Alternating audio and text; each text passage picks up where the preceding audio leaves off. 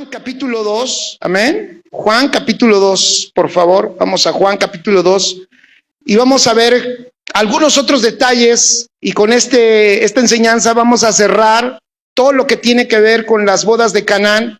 Pero fíjense que voy a iniciar con el versículo, creo que es el 11, porque este versículo nos dice algo que nos da pauta para ver la magnitud de lo que Jesús está diciendo, amén, para ver la magnitud, no de lo que está diciendo, perdón, de lo que está haciendo. Lo crucial que es esto que Jesús está haciendo, esto que Jesús está manifestando, esta señal, como dije, no solo está haciendo un milagro, sino nos está dejando ver, nos está dando un mensaje del evangelio dentro de esto que está haciendo. Y el versículo 11, todos vamos allá, Juan capítulo 2, versículo 11, vamos a empezar como que al revés. Este es el último versículo, el que culmina esta primer obra, este primer milagro que Jesús hace ahí en Canaán. Y vean cómo lo define Juan, todos allá. Juan capítulo 2, versículo 11, dice: este principio de señales hizo Jesús en Caná de Galilea. Repito, este principio de señales hizo Jesús en Caná de Galilea y manifestó su gloria y sus discípulos creyeron en él. Otra vez, este principio, y me encantaría que subrayaras esta palabra, este principio, esa palabra principio, vas a ver que no significa como tal, como pensamos principio. O sea, cuando tú analizas esta palabra, pudo haber puesto, hay otras dos palabras que pueden ser primero o primer señal. En griego pudo haber puesto, creo que átomo es una como primero, y no sé si el otro es proto, que podría ser como el inicio, como primero o el inicio. Esas dos palabras griegas Juan hubiera podido usar para decir que esta era la primer señal o el primer milagro. Pero cuando te vas al original te das cuenta que no quiere él decir que es la primer señal o es el primer milagro. La palabra que usa para decir principio aquí en el versículo 11 es arque. Es interesantísimo, ¿eh? Pon ahí en tus notas arque. Arque. Lo que está diciendo Juan no es entonces que es el primer milagro, eso no está diciendo, ni está diciendo que esto fue lo primero que hizo. Lo que está diciendo, porque arque tiene otra connotación diferente a las otras dos palabras griegas que mencioné. Tiene una connotación, escribe, de autoridad, tiene una connotación de importancia. Arque, de hecho, es una palabra que se le da, te voy a decir nada más para que te des una idea. Arque es una palabra griega que en el libro de Efesios el apóstol Pablo se lo da a los principados y potestades. Los arques, principados y potestades, arques, autoridades y dominio. Sorpréndete. De hecho, no me quiero salir del tema, pero allá cuando nosotros leemos principados y potestades, el apóstol Pablo no está hablando de demonios, porque cuando nosotros en el entendimiento tradicional hablamos de principados y potestades, que Cristo está y venció y está por encima de todo principado y potestad, pensamos sí está por encima de los demonios. Y por supuesto que Él lo está. ¿Están aquí? Está. Él los venció. Pero cuando Pablo en el libro de Efesios está hablando de que nosotros tenemos la palabra, la inteligencia y la sabiduría divina para mostrar esta sabiduría y dársela a conocer a los principados y potestades, no está hablando que tú y yo a los demonios les damos a conocer este evangelio. No está diciendo que tú le prediques a los demonios y al diablo y a las tinieblas. No está hablando de eso. Está hablando de que la iglesia, escuchen, porta la sabiduría, porta la inteligencia y porta el poderoso evangelio, fíjate, que tiene tanto poder y sabiduría que es digno, es poderoso y lo necesitan los arques de nuestra sociedad. En otras palabras, lo necesitan las personas de autoridad, de poder y de gobierno. Cuando entonces Efesios está hablando allá de que la iglesia tiene que dar a conocer esta sabiduría a principados y potestades. No está hablando, vuelvo a decirlo, de demonios, sino está hablando de que esta iglesia, si quiere ser efectiva en el reino de Dios, tiene que ir a los lugares de autoridad, tiene que saber que tenemos la palabra más poderosa para poder ser compartida y para poder ser recibida en los más altos niveles de autoridad y de gobierno en esta tierra. Eso es arque. Hasta aquí dile al que está a tu lado. Es otro tema, pero vale la pena la introducción. Dile al que está a tu lado, hey, nosotros ya vencimos. Por eso, dile, ya vencimos en Cristo Jesús, porque Cristo Jesús ya venció a todos los poderes de las tinieblas, ya venció a Satanás y a todo ese principado. Ese principado está vencido. Por eso, irnos a pelear con los principados y las potestades demoníacas es un sinsentido, es un tiempo perdido, porque ellos están derrotados y vencidos. Entonces vuelvo al punto, lo estoy dejando cada vez más claro, ¿vale? Cuando alguien dice, pero sí dice que nosotros compartamos y que esta sabiduría se la expresemos a los principados y potestades, ¿a qué se refiere? Se está refiriendo a los niveles más altos de autoridad que hay en esta tierra. Esos son los arques.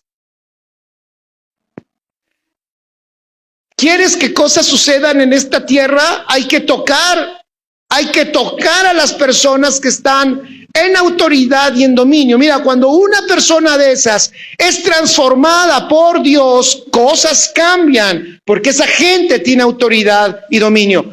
Sin meterme en cosas que luego a la gente se enoja, pero ¿por qué crees que hoy los sectores, como lo que está sucediendo del género, este sector LGTB y más, ellos, ¿sabes cómo están ganando espacio? Porque ellos no se están peleando con la gente. Ellos no están yendo a tratar de convencer a cada persona que les permitan a ellos expresar sus preferencias. Ellos están ganando ciertas batallas. Te voy a decir por qué. Porque ellos están yendo a los arques, a los gobernadores, están yendo a los legisladores, están yendo con la gente de autoridad y a ellos los están presionando para que ellos legislen a favor de estos grupos.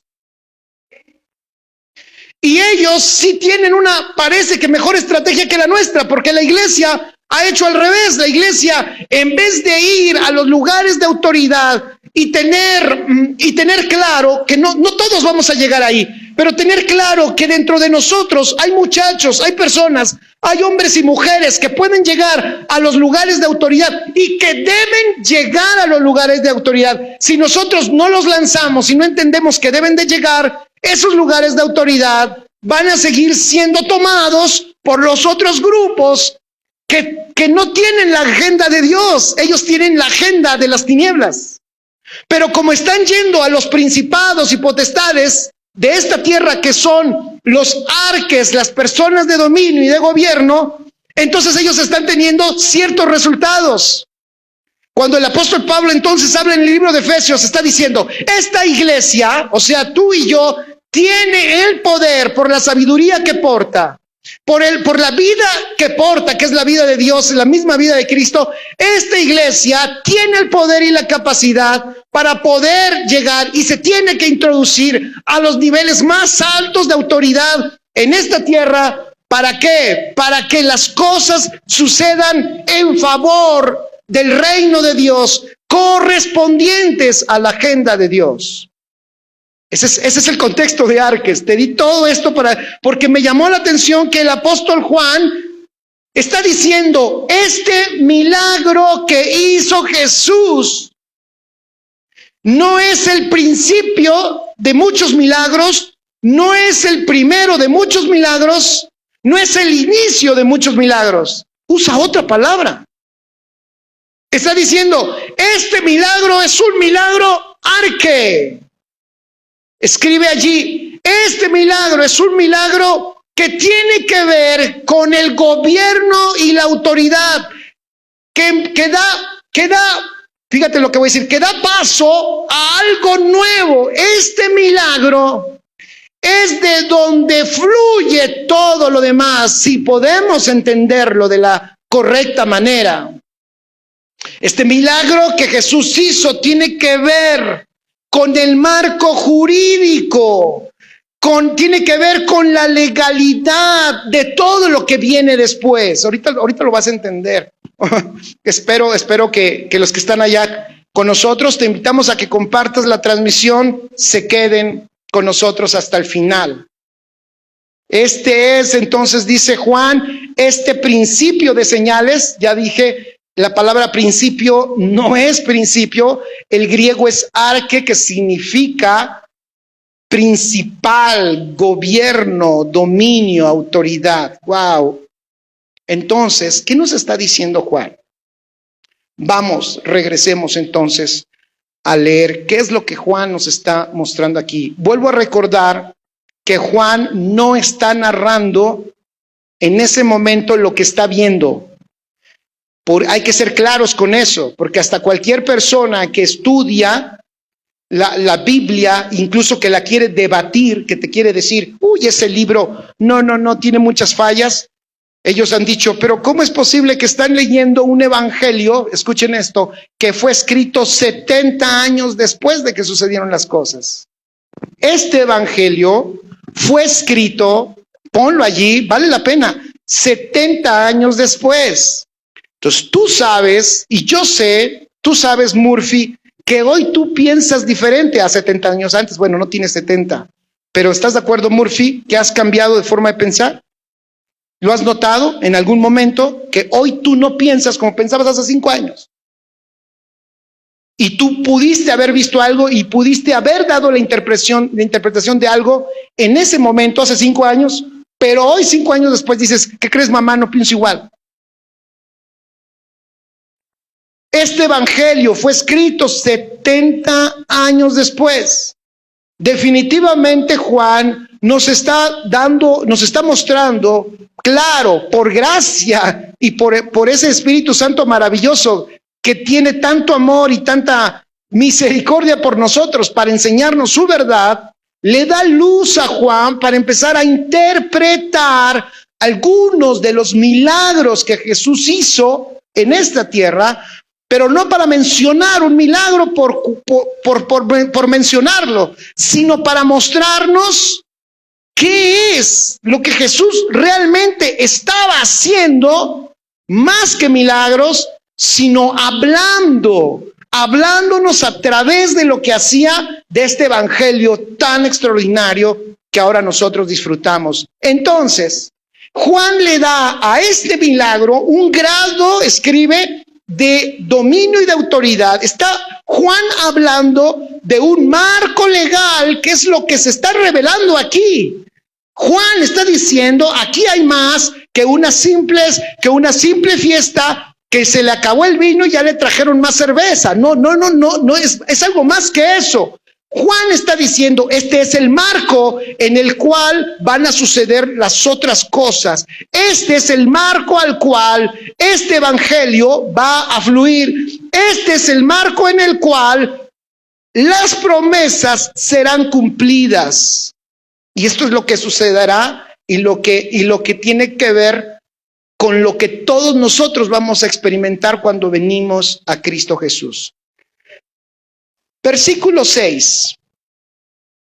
Juan 2, versículo 6. Saludos a todos los que están conectados.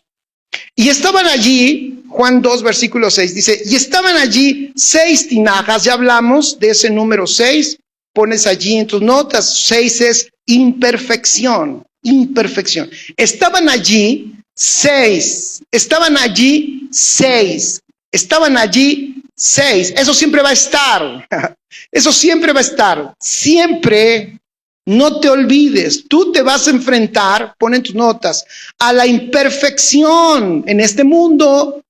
Yo no entiendo por qué los hijos de Dios se desesperan tanto con la imperfección de la gente. Llegan molestos a su casa. Es que la gente no tiene conciencia. En el metro todos se empujan. La persona, estaba yo parado ahí en las tortillas y se metió delante y ni siquiera dijo, me vieron la cara, yo no sé por qué. Llegan enojadísimos y yo digo, relájate. Relájate porque estás en un mundo 6, estás en un mundo que está marcado por un detalle, es imperfecto. ¿Están aquí? Es imperfecto. Entonces, no exijas lo que no pueden dar. Te vas a enojar cada vez más si no lo entiendes, porque este mundo vive en esa imperfección. Ahora escribe, pero la solución, ese es el marco. O sea, lo que Juan está diciendo, miren lo que hizo Jesús, es el marco legal en donde Él se va a mover, donde este evangelio fluye y nos lo deja ver en este milagro. Viene el séptimo. 7 es perfección, escribe ahí. Perfección, divinidad, eternidad. Y llega nuestro Señor Jesucristo, y ahí da otro marco. Ahora sí estoy encerrando todo lo que hablé en estas semanas. Y nos deja ver, entonces ya dije, un marco de ellos en este mundo, un marco que tú tienes que tener presente siempre, es que este mundo, vuelvo a decirlo, está lleno de imperfección. ¿Vale? Abraza al que está a tu lado, dile, no se me enoje tanto. Denme chance de tratar de amarrar esto, dile, no se me enoje. O sea, Jesús ya está diciendo, este marco en el que estamos es un marco de imperfección 6. Luego otra cosa, siguiente. Hay otro marco que tienes tú que entender, que es el que siempre vas a tener enfrente. Piedras. ¿De qué eran estas tinajas? Dice ahí, 6 tinajas de piedra. Piedra. Pon ahora. Es el material, ese material, mira, piedra es un material, y dijimos la semana pasada que por diseño todos somos recipientes. Pero aquí dice que lo que encuentra Jesús, escuchen, lo que encuentra Jesús son 6 tinajas, o sea, son recipientes imperfectos, en otra palabra, una humanidad caída, ¿están aquí? Una humanidad defectuosa, te lo vuelvo a recordar. No esperes que la gente que te rodea, es más, tampoco esperes, ni siquiera de los hijos de Dios, que expresen esa perfección, porque hay gente que también viene a la iglesia y dice, ay pastor, yo no pensé que hubiera tanto chisme ahí en la iglesia. Ay pastor, no pensé, y yo me dan a decir, ¿y tú qué me andas diciendo a mí? Pero yo no pensé que hubiera tanto chisme, pastor. Eso pues allá, yo me acuerdo cuando, pero en la iglesia. Sería bueno bajar las rayas de nuestra expectativa que tenemos de todo lo que nos rodea. ¿Verdad que sí? Sería muy bueno. Entonces, hay otro marco legal con lo que te vas a enfrentar. Piedra. Pon allí piedra. Ah, sí, pastor. Dicen, así me decían en la escuela, pastor. Que yo era una piedra. ¿A alguien le dijeron así? No alcen la mano. ¿Por qué alzan la mano? Alzaron muchos la mano aquí. ¿Por qué te decían en la escuela que eras una piedra? ¿Por qué, Murphy? Dice, a mí no me lo dijeron, pastor, pero tuviste a alguien. ¿Por qué les dicen, esta es una piedra? ¿Por qué, güero? Fuerte. Esta es una piedra porque está duro, porque no le entra nada. Dice, porque es burro.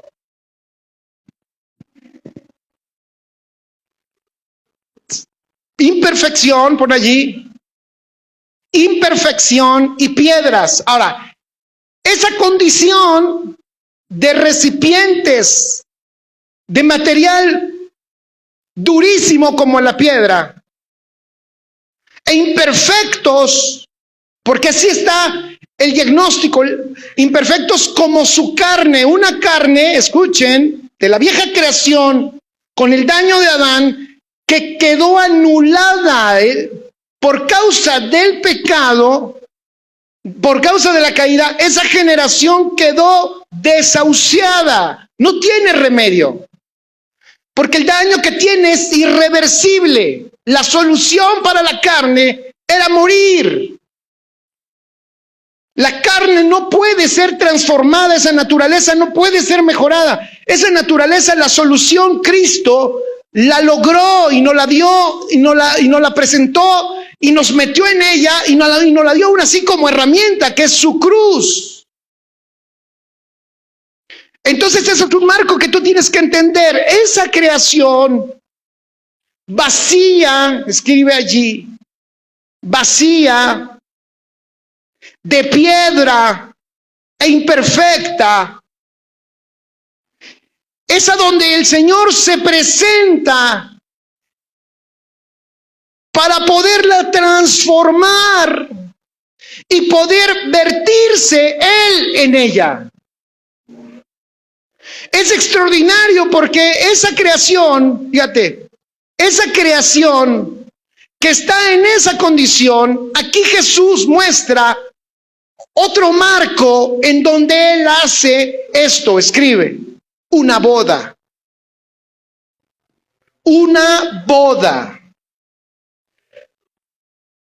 ¿Qué es eso de ¿por qué en una boda? De nuevo, la boda, o sea, es interesantísimo y tenemos que comprenderla, que es necesario. Miren, fíjense, este es voy a decirlo ahora sí como dice la versión 60. Este es el primer milagro que hizo Jesús. Fíjate, en el libro de Juan es el primer milagro y todo ese milagro que está haciendo así lo mete en el marco de una boda.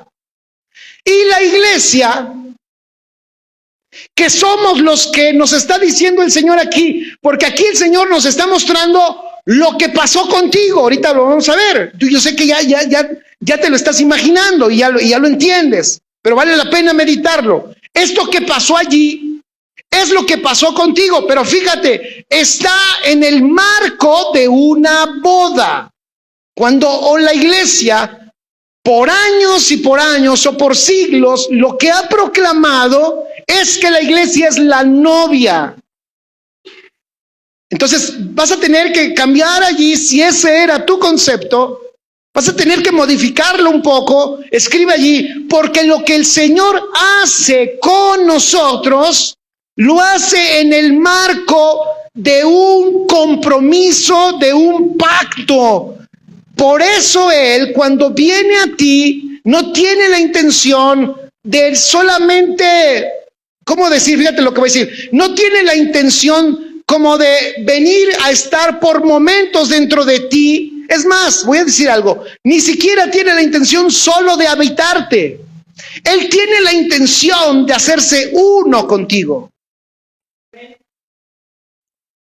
Estoy tratando de que amarremos todos esto, porque este milagro gobierna todo lo demás que el Señor va a hacer con nosotros. Tú tienes que comprender, escribe allí entonces, vamos al diagnóstico tuyo y mío. Tú y yo tenemos que comprender qué éramos antes. Y digo que éramos porque también tienes que entender que eso ya no eres. Nosotros estábamos en esa condición de imperfección. Teníamos las consecuencias inevitables del pecado. Y como consecuencia la muerte era una inevitable, voy a decirlo así, inevitable desenlace en nuestra vida. De hecho, no necesitábamos morir físicamente, sino vivíamos una muerte que es separación de Dios. Y también otra cosa, nuestra condición, escribe allí, era imposible, y ahí está el diagnóstico de Jesús, de piedra. Y decíamos, ¿por qué le decían a alguien que era una piedra en la escuela? Decían porque no le entraba nada. Esa era la condición de esa generación. Dios, aunque viniera, escribe, a esa generación caída, no podía habitarles. Y voy a decir otra cosa, y no solo no podía habitarles, sino aunque viniera esa generación caída, Él no podía hacerse uno con ellas. En otras palabras, no podía integrarse en ellos. Ya lo había dicho la otra semana, estas tinajas de piedra eran precisamente de piedra. ¿Por qué motivo? Porque la idea era que el agua que contenía, que era para la purificación, no estuviera contaminada con ninguna otra cosa. Y qué mejor que tener recipientes de piedra Porque la piedra no es porosa, aunque hay piedras porosas, pero esa piedra no. Esa piedra no guardaba nada, ni un residuo de la sustancia que le echaran. Si la lavaban bien, esa piedra no guardaba nada. ¿Escucharon? Entonces, ¿qué es lo que nos dice el Señor? Vean qué extraordinario. ¿Qué es lo que nos dice el Señor a nosotros? Entonces, ¿qué es lo que el Señor nos muestra en su propósito eterno? Entonces, el propósito eterno del Padre, escribe, es que Él no solo nos quiere habitar, sino que Él quiere ser uno con nosotros. Entonces, es necesario cambiar el material. Es necesario cambiar el material de la vasija.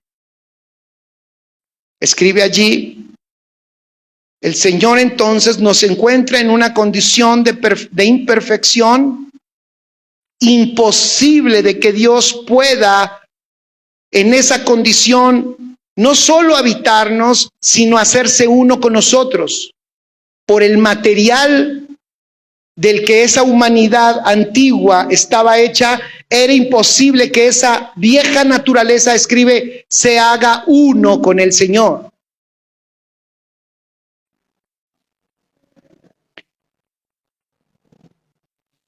Escribe, el Señor no quería solamente, escucha esto, el Señor no quería solamente depositar su sustancia en nosotros. El Señor no quería solamente depositar su sustancia en nosotros, lo vuelvo a repetir. Sí, gracias a Dios porque Dios está en mi corazón, eso es cierto, tengo mi texto bíblico que lo avala. Pero tenemos que perfeccionar nuestro entendimiento hacia qué, a que Él entró, claro, a mi corazón, pero Él se hizo uno en mi naturaleza. Él no solo quería dejar su sustancia en mí, sino hacerse, escribe, una sustancia con nosotros.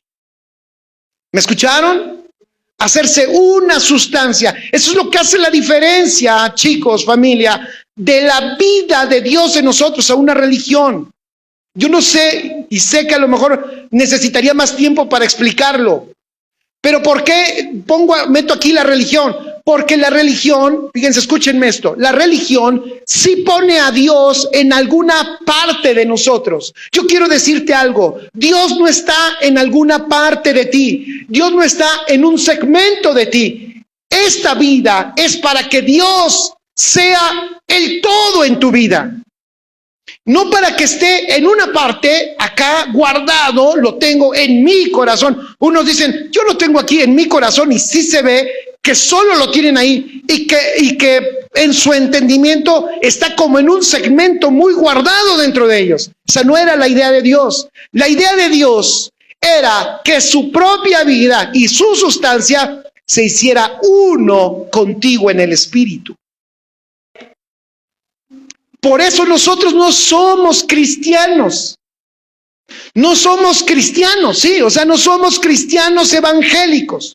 Nosotros no somos eso. Nosotros somos hijos de Dios que tenemos la misma naturaleza de Él. Yo no soy, ni tú eres un seguidor de Cristo, porque tú no estás siguiendo a alguien que va delante de ti. Tú portas la vida de Cristo. El Padre, escribe, no quería ver a alguien como su hijo en nosotros. Repito, el Padre no quería ver a alguien como su hijo en nosotros, sino quería ver a su propio hijo en nosotros. ¿Qué es lo que estoy queriendo decir con esto? Voy a decirlo así. Que esto no se trata de imitación. Deborita, esto no es imitación.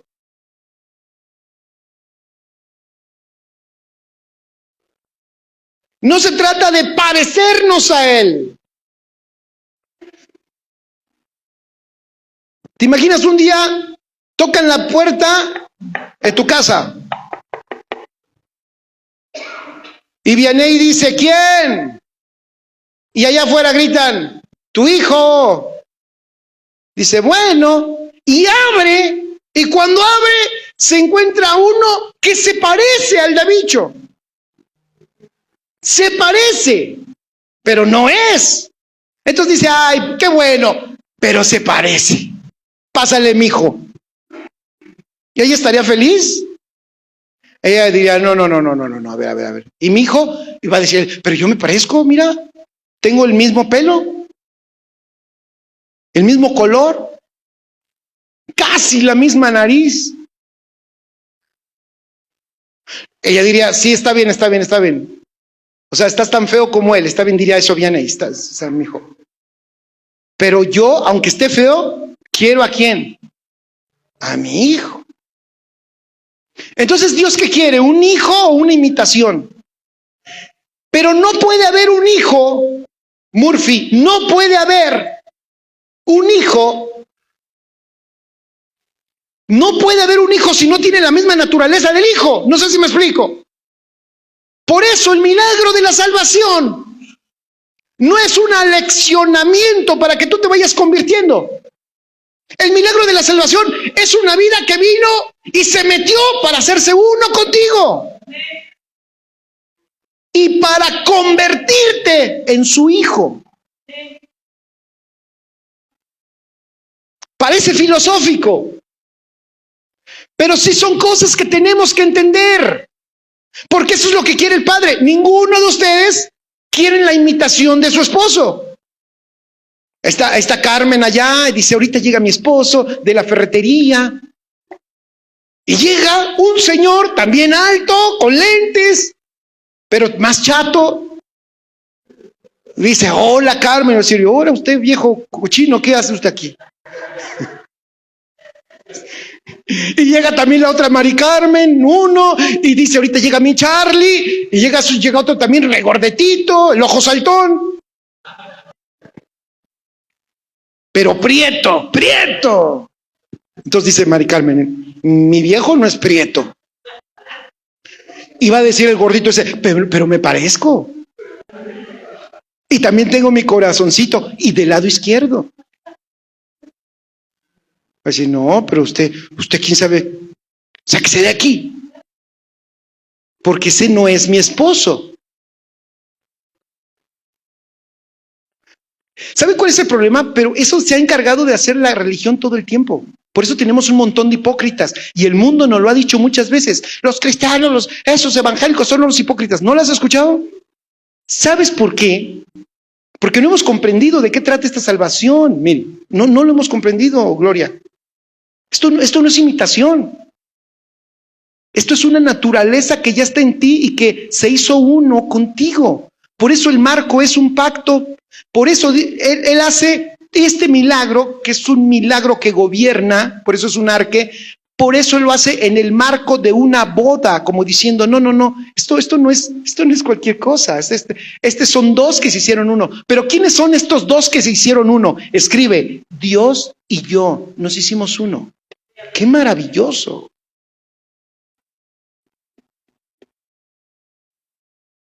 Tiene razón el mundo cuando dice que hay mucho hipócrita. Tiene razón. Yo luego digo, veo uno y se burlan y digo, tienen razón que se burlen. Veo uno que nos critican y tienen razón. Nos critican por muchas cosas. Tienen razón. ¿Por qué? Porque hemos actuado no como hijo de Dios. Hemos querido imitar. Hemos hecho una chafa. Decimos en México, chafa es algo corriente, es algo de mala calidad, gracias. Chafa es algo de mala calidad. Eso hemos hecho. Una imitación de malísima calidad del Hijo de Dios. Dile al que está a tu lado, tú no fuiste llamado a imitar al Hijo de Dios. Tú fuiste llamado a manifestar la vida del Hijo de Dios. Así que pon en tus notas, no imitación. Por eso, como no es imitación, entonces hay que cambiar el recipiente. La piedra el problema de la piedra es que no puede penetrar la sustancia. Pero ¿qué es lo que dice? Hay un pasaje que me gusta, ahí está en algún lado de la Biblia, quiero ver si lo encuentro. Es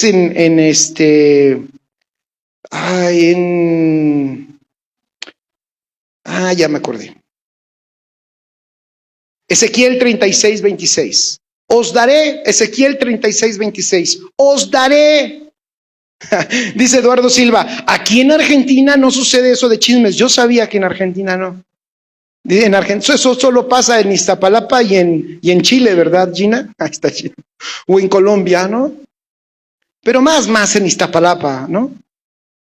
Dice, pero aquí en Argentina no. Ezequiel 36:26. Fíjense qué hermoso. Dice, os daré corazón nuevo. Y pondré, ahí está. Os daré, ¿qué viene? Un corazón nuevo. Porque ¿cómo lo tenía el hombre? Dice otro pasaje. Quitaré corazón de piedra. ¿Quitaré qué? Corazón de piedra. Porque yo no quiero estar dentro de ti. Fíjense, yo no quiero estar dentro de ti. Yo quiero ser uno en ti.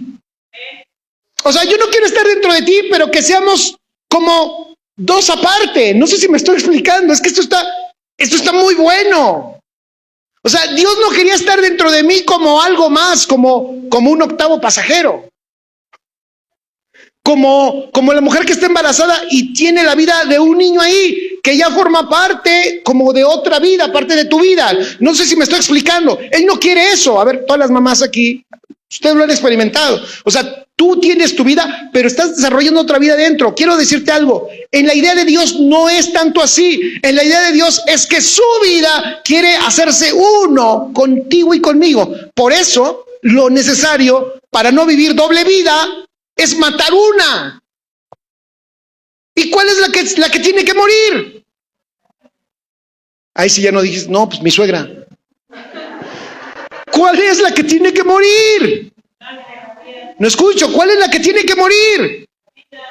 Di la mía. No te gusta, lo siento. Pero es la mía. ¿Están aquí? Es esa. Vuelvo a decirlo, Dios no quería que tú tuvieras dentro dos vidas.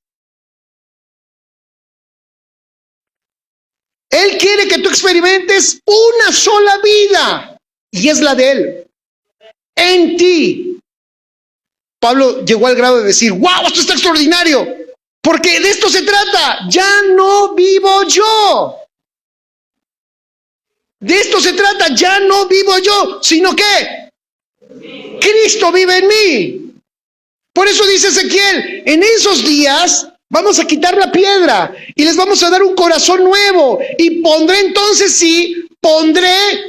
espíritu nuevo dentro de vosotros y quitaré de vuestra carne, escuchen, el corazón de piedra y os daré, ¿qué?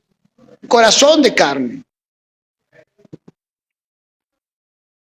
Y os daré un corazón de carne.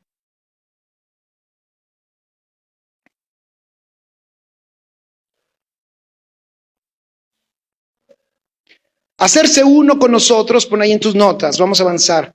Ha sido su intención desde la eternidad. La Escritura dice, el que se une al Señor, un espíritu es con Él. En otras palabras, ¿quién es ese vino? ¿Quién es ese vino que ahora es depositado en esas tinajas? Escribe, Cristo mismo es el vino. ¿Pero para qué? Para hacerse uno con nosotros. Jesús en Juan capítulo 14, apunto allí, explicó en Juan 14, versículo 19 y 20. Todavía un poco, de nuevo me compadezco de aquellos que lo escucharon en ese momento.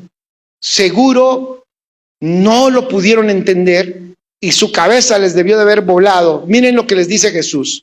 Todavía, Juan 14, 19, todavía un poco y el mundo no me verá más, pero vosotros me veréis, porque yo vivo.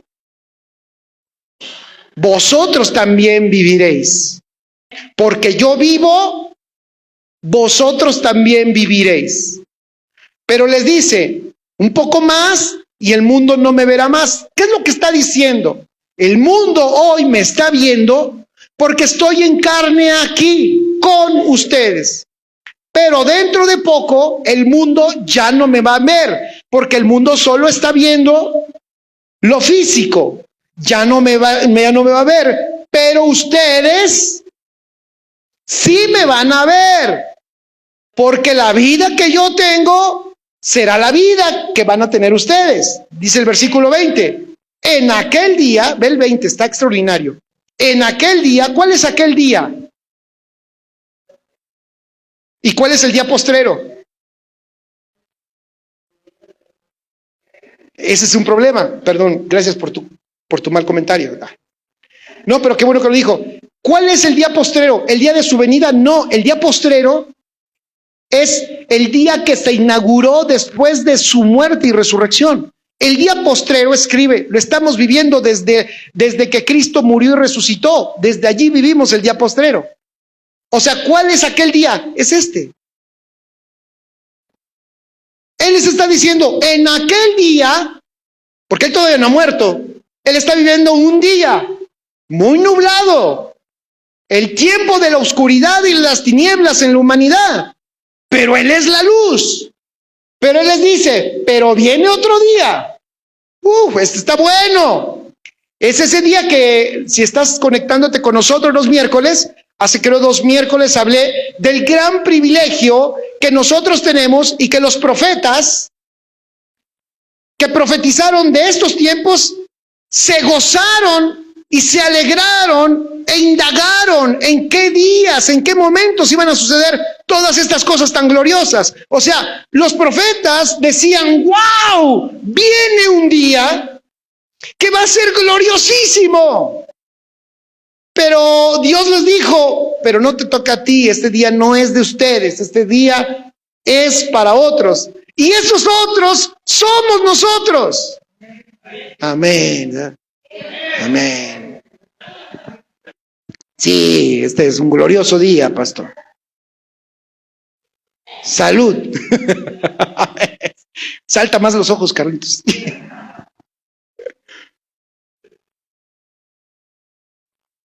Yo entiendo.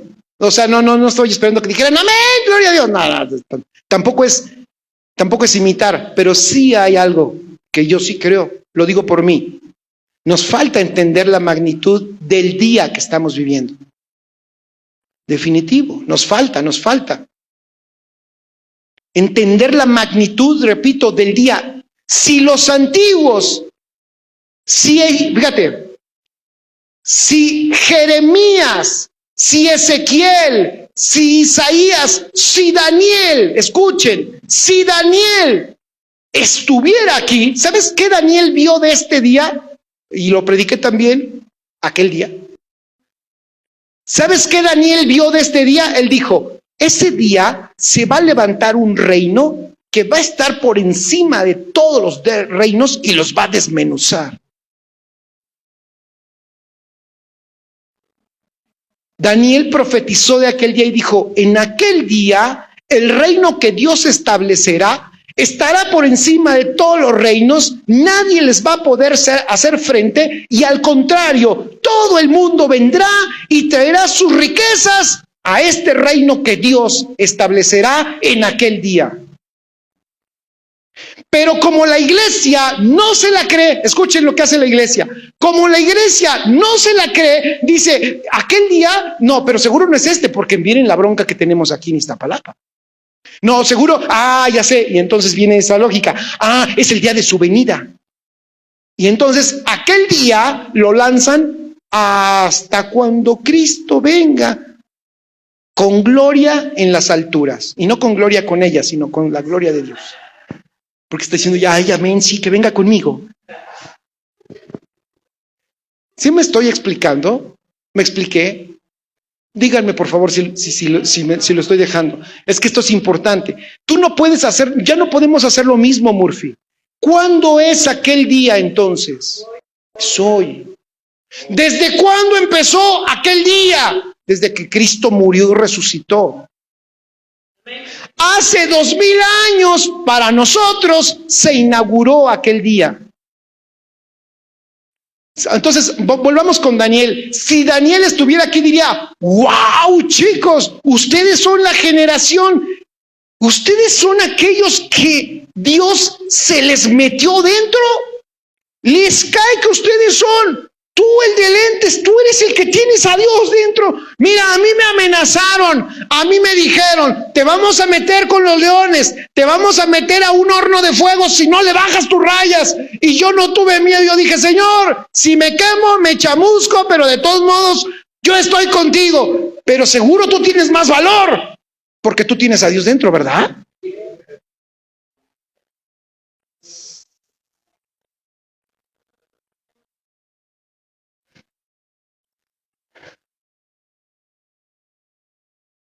Te vamos a meter con los leones. Le dijeron a Daniel, todos agachan la cabeza. No, tú no. A Daniel dijo, te vamos a meter con los leones. Y Daniel dijo, pues va. Y siempre su lógica era, puede que muera. Así una frase él dice, igual y muero, igual y no. Pero pues Dios será exaltado. Él es poderoso. Al final, yo voy a hacer lo que tengo que hacer por quien soy. Yo tenía una identidad de reino y no tenía al Hijo de Dios dentro, al Rey de Reyes dentro.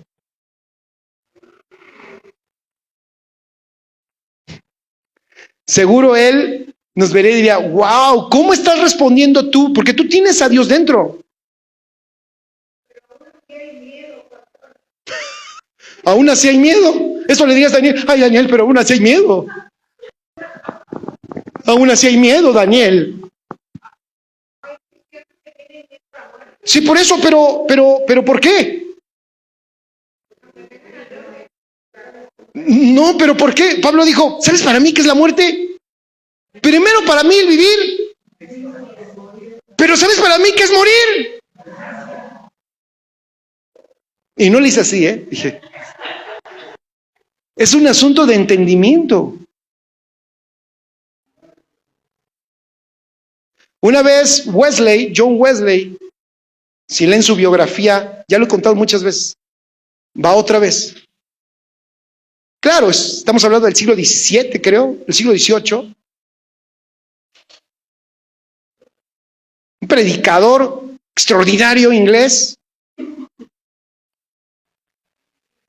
que ya tomaba barcos para viajar para todo el mundo, para predicar el evangelio, pero un día en un barco que iba, había una gran tempestad y parecía que el barco se iba a hundir. Y él estaba temeroso, dijo, me voy a morir, y estaba, oh Dios. Y de repente volteó a ver a una familia de alemanes cristianos, una señora, un señor y 3 chiquillos cantando y alabando a Dios. Y cuando vio eso y se vio él, dijo, no puede ser posible que yo le tenga tanto miedo a la muerte cuando ellos pueden cantar ante esta situación. Si yo le tengo tanto miedo a la muerte, es que ni siquiera soy cristiano, y dice él ahí en su biografía que se volvió a convertir. Porque entendió que no era posible que cuando tú tienes la vida y cuando dices y crees que tienes vida eterna, le tengas tanto miedo a la muerte. Entonces dijo, lo único que yo entiendo aquí es que no me he convertido, o sea, no soy salvo. Así lo pensó él. Estamos hablando del siglo XVIII. Y entonces se volvió a arrepentir y volvió a pedirle a Cristo que entrara en su corazón, porque él no podía entender que hubiera tanto miedo donde está Cristo. ¿Están aquí? Entonces, ¿qué crees, Carmen? Es un asunto de entendimiento.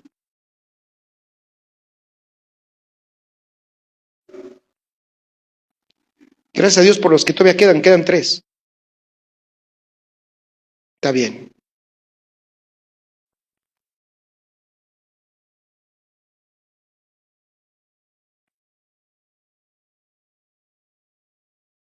¿Cuál es aquel día? ¿Cuál es aquel día? Es este. Si Daniel viera, dijo, si yo no le tuve miedo a los leones, seguro tú no le tienes miedo ni al metro si se te viene de frente.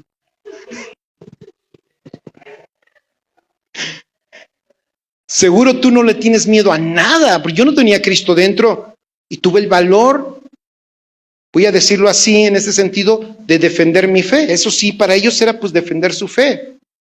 Pero imagínate, tú tienes al vencedor dentro. Entonces, sería interesantísimo lo que Daniel nos dijera a nosotros hoy. ¿Y qué? Oye, ¿y qué? ¿Por qué dijiste que ya no vas a la iglesia? Es que me cobraron 3 tacos cuando pues yo solo me comí 2, me cobraron un taco de más. Eso no es de Dios. La torta que me dieron de queso de puerco traía una rebanada, pero parecía radiografía, y no, eso no. Es por cualquier cosa. El chiste del pastor, a mí me agarró de ejemplo de su chiste. Yo eso no lo soporto, porque hay que me humillen en mi casa. ¿En serio, sí o no? ¿Por qué crees que lo estoy diciendo? Tengo 20 años en este asunto. Ay, no, a mí el pastor con sus chistecitos. Está bien. Solo que creo que, hablando de chistes, le daría risa a Daniel, a Moisés. Moisés aguantó todo. Un día le dijo Dios a Moisés, mira, ya basta este rollo. Voy a acabar con ese pueblo. Es más, los voy a exterminar. Y no te preocupes, de ti voy a sacar otra nación. Uy, si eso se lo hubiera dicho alguien de Iztapalapa, dice, sí, señor, acábalos. Moisés dice, no, espérate, mejor quítame a mí y no a ellos. Y Dios dice esto. Y nosotros que tenemos al Dios de amor, si decimos, ay, Señor, yo no sé para qué esa persona viene a la iglesia. ¿En serio o no? Eso no tiene remedio.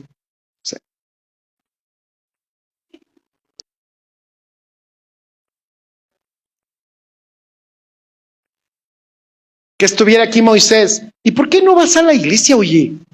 No, es que el pastor se tarda más de 1 hora predicando. Por cierto, ¿qué hora es?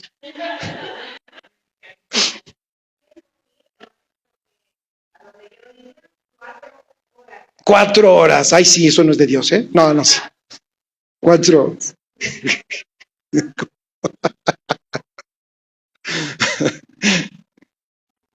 ¿Está de acuerdo, hermano? Estaría fabuloso tener uno de ellos aquí. Sería fabuloso, de verdad, fabuloso. Porque a Daniel le dijeron, ya no hagas culto. Y él dijo, no hago hasta abro mis puertas. Y alzo mis manos y oro a Jerusalén. Aunque todos me vean y hay un decreto que dice que no lo vuelvas a hacer.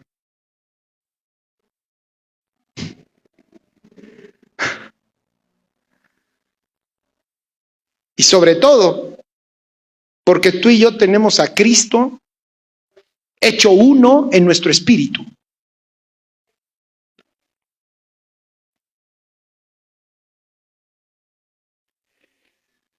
Juan 14:20 entonces dice, todo esto lo dijimos por aquel día. Ya voy a terminar, no te preocupes. En aquel día, ahorita me acordé, en Colombia estaba una vez y dije, ya voy a terminar. Y vi a unas personas que se voltearon a ver y dijeron, no va a terminar. Ya voy a terminar. Y se voltearon a ver y dicen, no va a terminar. Vean el versículo 20, Juan 14:20, en aquel día, ¿qué conocerás? Fíjate qué maravilloso. En aquel día vosotros conoceréis, no dice sabréis. ¿Estás de acuerdo, Alejandra? No dice en aquel día vas a saber. No, está hablando de conocer experimentalmente. Eso es lo que significa. Conocer por la experiencia. ¿Sí, viene? Es conocer porque lo vas a experimentar. Bueno, se podía haber puesto la palabra en aquel día, se pudo haber puesto así, escuchen. En aquel día vosotros experimentarán.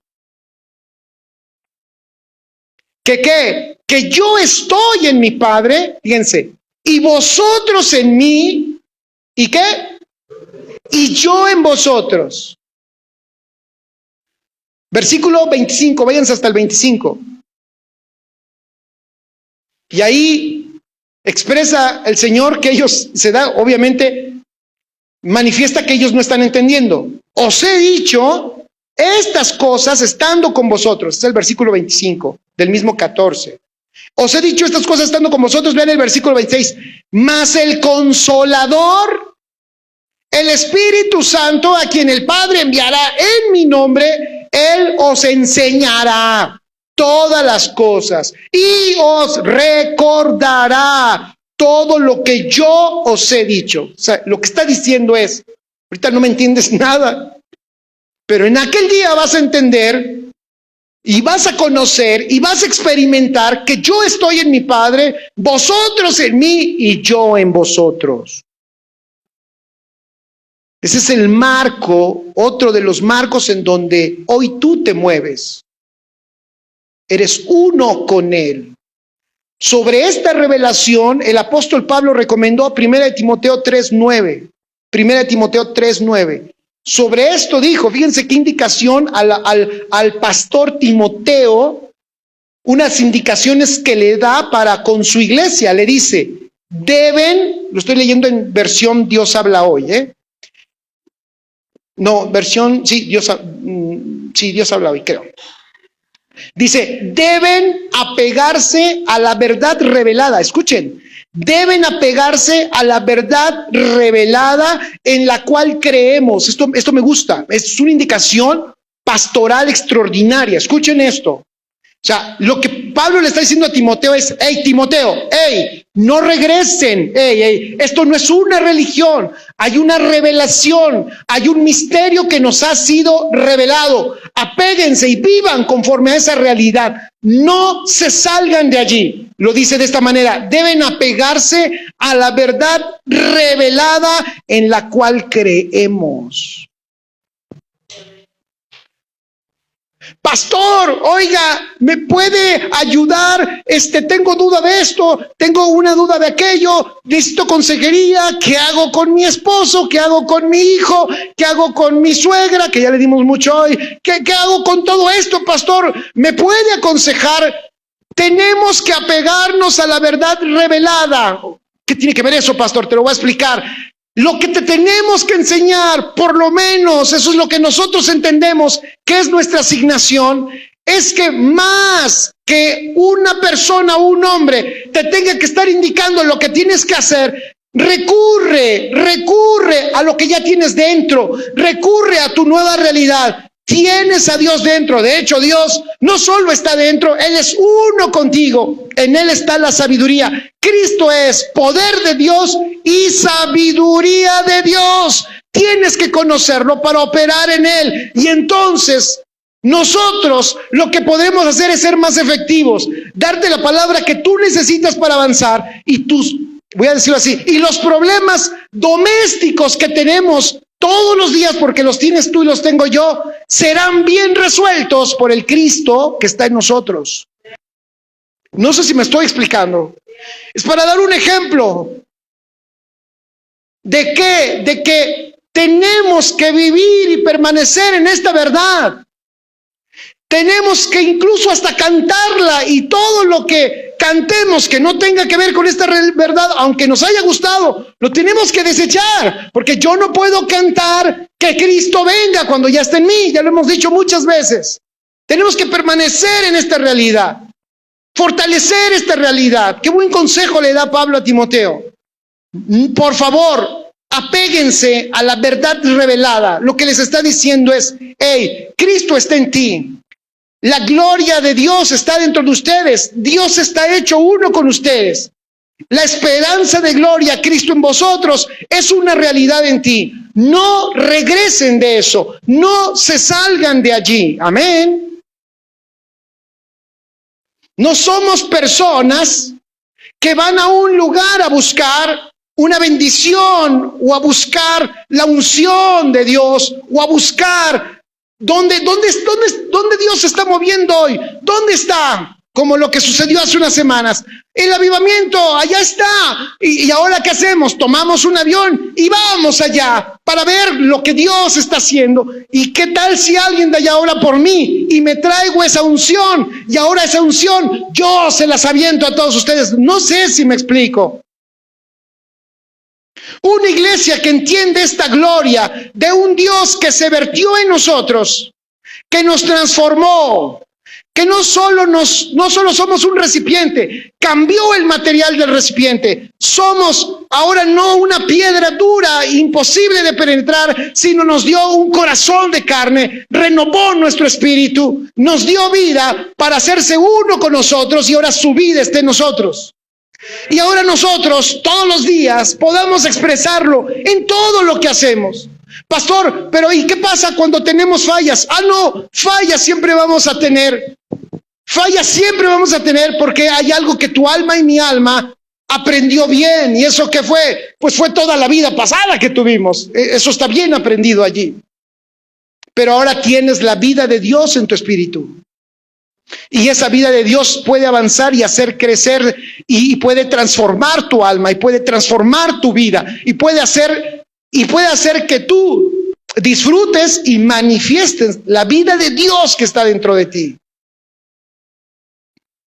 Por eso hay otro mensaje ahí, el maestresala, cuando le llevan el vino, dicen, ¿cómo es posible que ustedes guardaron el mejor vino hasta ahora? Claro, porque esto escribe allí, esto que tú y yo estamos disfrutando, ninguna generación en la humanidad antes de Cristo, nadie había podido disfrutar. Esto que tú y yo disfrutamos es un privilegio, la vida de Dios dentro de nosotros.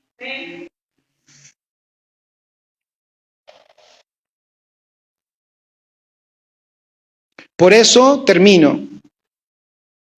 Por eso Juan termina diciendo allí en el versículo 11, este principio de señales hizo Jesús en Caná de Galilea y manifestó su gloria y sus discípulos creyeron en él. Lo que está diciendo Juan es, esto que Jesús hizo nos muestra los parámetros dentro del cual Dios va a empezar a moverse en todo lo que va a hacer en la tierra, transformando al hombre, viniendo a él, haciéndose uno con él, en un marco de un pacto. Todo eso estuvo encerrado en el marco de una boda. Por eso hoy tú y yo vivimos en un pacto también, en este nuevo pacto. Un nuevo pacto que transformó y cambió todo, que nos llevó de la esclavitud a la libertad. Un nuevo pacto que está hecho para una nueva creación, que eres tú en Cristo Jesús. Amén.